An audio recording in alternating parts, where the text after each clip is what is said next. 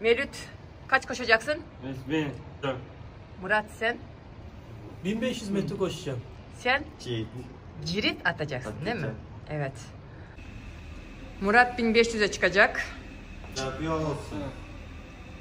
Amin. Amin. Hazır mısın Murat? Hazırım hocam. Aslanım. Kim? Başla. Doğukan temponu alın. Koş. Bir tur kaldı çabuk. Hadi. Daha hızlı. Hızlı. Büyük erkekler 1500 metre. Birinci Murat Mutlu. Hadi gel. Aferin. Bravo. Hocam. Baba.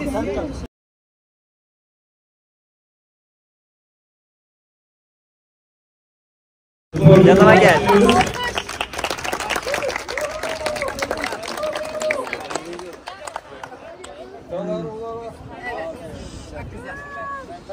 Ramazan hadi aslanım. Hadi. Hadi Ramçom. İçeriden. Devam et, devam et.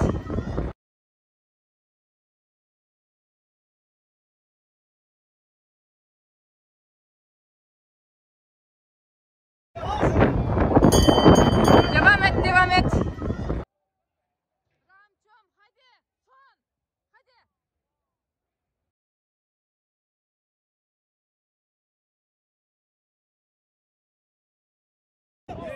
Hızlı Ramazan Can Arıcı. Hızlı. Büyükler birinci Ramazan Can Arıcı.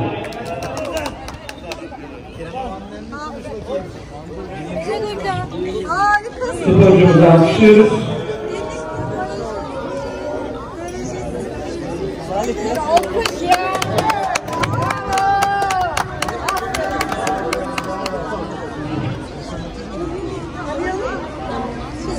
Evet. Evet. Evet. Ha.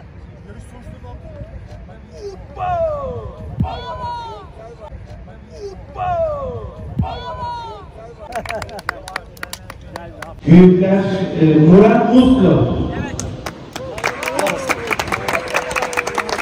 Tebrik ediyoruz Murat Mutlu. Ben de çıkayım ya. Evet. Hadi hocam şu üçüncüye çıkın oraya çıkın. 2-2.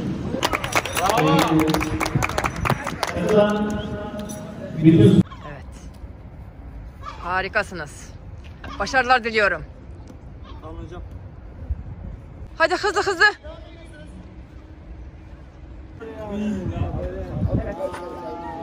Evet. Alkış. Aferin. Bravo. Hocam 5000'i de anons edelim değil mi? 5000'de evet. 5000 metre otizm erkekler birinci Mehmet Oğlu. Bravo.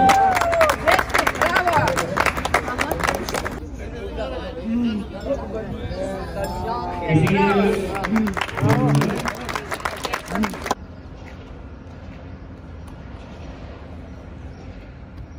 Güzel. Ramazan Can.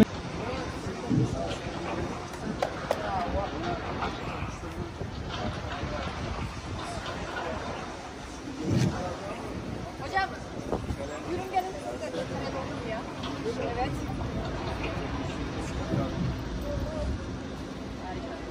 Her şey güzel geçti. İstanbul İl Şampiyonası başarıyla geçti. Tebrik ediyoruz. Çok sağ olun. Sağ olun hocam. Tebrikler hocam. Altın madalya geliyor. Altın medal geldi.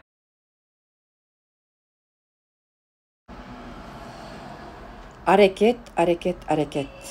Harekettin жиынтыгы ийгилик болот экен.